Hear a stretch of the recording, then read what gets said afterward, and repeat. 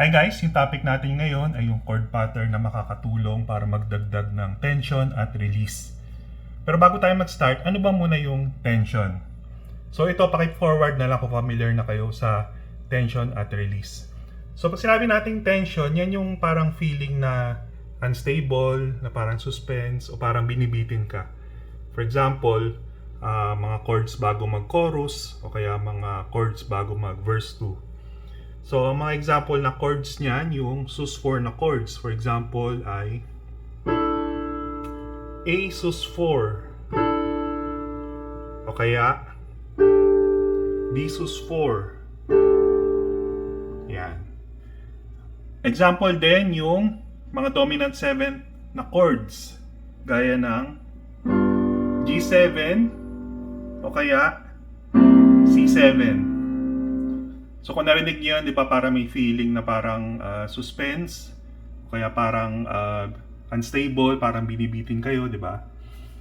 So meron din naman tayong mga minor 7 na chords na pwedeng gamitin sa tension. Like for example, yung A minor 7 o kaya B minor 7. So yan. Pero pagdating sa mga minor 7 chords, minsan depende rin yan. Kasi minsan sa jazz, nagagamit naman siya as release na chords.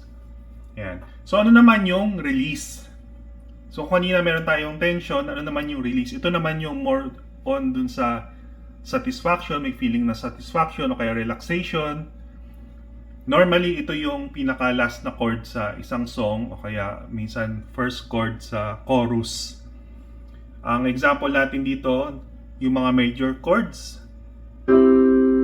Like yan, yung C major, kaya F major, o kaya yung mga minor chords din, gaya ng E minor, o kaya G minor.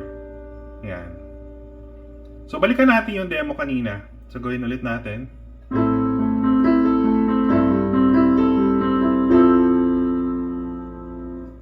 Yan. So paano yung left hand? So yung left hand, dito muna tayo sa starting position natin. Itong sa left hand, ito lang muna siya. Sa right hand naman, ito yung starting position natin. Yan, so ito lang.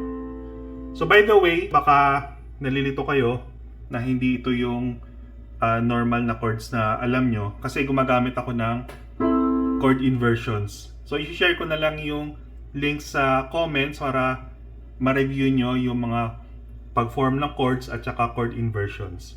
Okay? Yan. So, ito, isang chord inversion lang to, pero pwede kayong gumamit ng ibang chord inversion. Okay? So, i-breakdown natin para mas makuha nyo. So, ito yung first part. Practice muna kayo dun sa starting position. Yan. Tapos pag nakuha nyo na, gawin nyo na yung first part. So yun yung first part. Isa pa. Yan.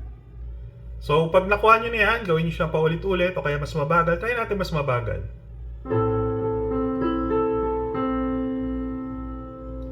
So depende sa kung gaano kayo kabilis matuto, pwede nyo siyang gawing mas mabagal.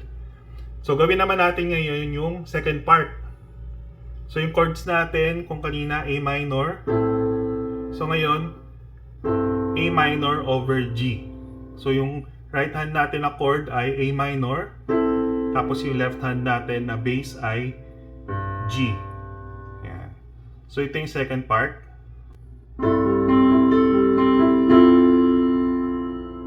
So, gawin nyo lang yan paulit-ulit. Practice nyo paulit-ulit. Isa pa. Gawin natin mas mabagal para mas makuha nyo.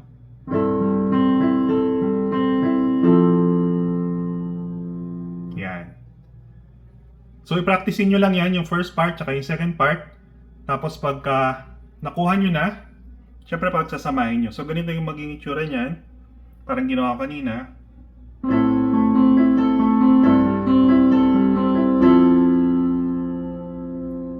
So kung mapapansin nyo yung last na chord, naka-hold lang.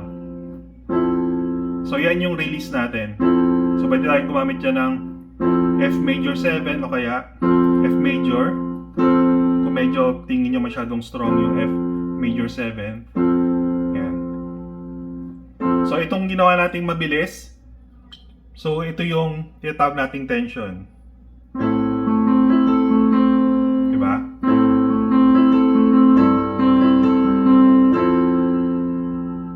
So tension at release.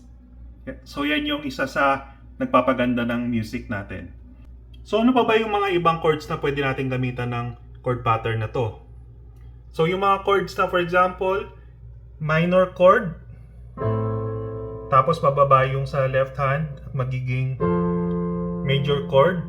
So yan po pwede natin gamitan. Isa pa example, itong D minor papuntang B flat o kaya B flat major 7. So yan, try natin.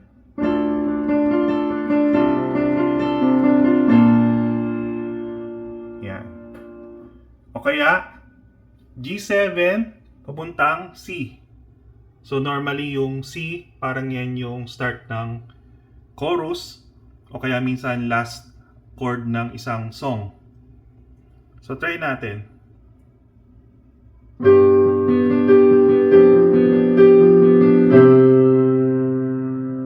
So kung mapapansin nyo, yung starting position ko, ginamit ko lang ay G major na chord, hindi pa G7 or G dominant 7. So try ulit natin.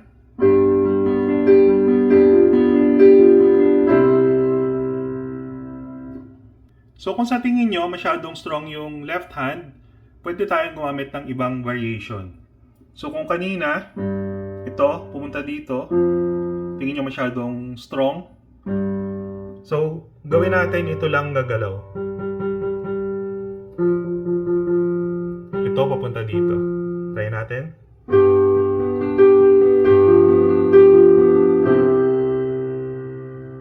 Yan. So, pwede rin naman natin gamitin itong chord pattern na to sa ibang chords. So, hindi lang sa mga dominant 7th na chords, o kaya yung mga minor chord na pupunta sa major chord, baka parang pinakita ko kanina. So, for example, D major papuntang G major o kaya pabalik. So, try natin. D major papuntang G.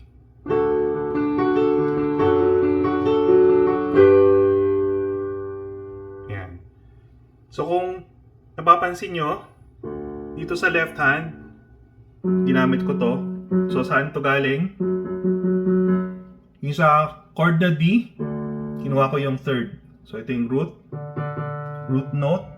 Second, ito yung third. So, ginawa ko siyang bass note. So, yun lang naman yung dinagdag ko. Ulit, observe nyo.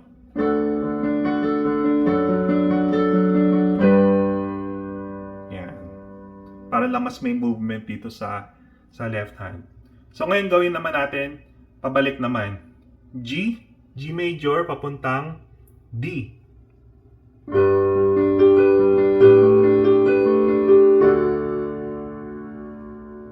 So, kung mapapansin nyo, may dinagdag akong isang bass note dito sa left hand. Ito. So, dinagdag ko lang yan para lang madagdagan yung tension. So, ulit, para ma-observe nyo. Observe nyo kung yung dinagdag ko dito yung movement sa left hand.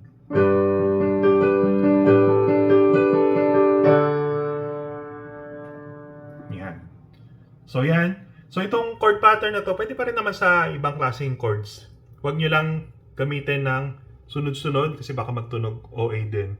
Okay? So, hanggang dito na lang yung lesson na to. I hope may natutunan kayo. Please don't forget to like and subscribe and check nyo rin yung mga ibang videos ko. May mga reviews doon, may mga ibang lessons, may mga unboxing, at may mga piano covers din ako. Thank you! Bye!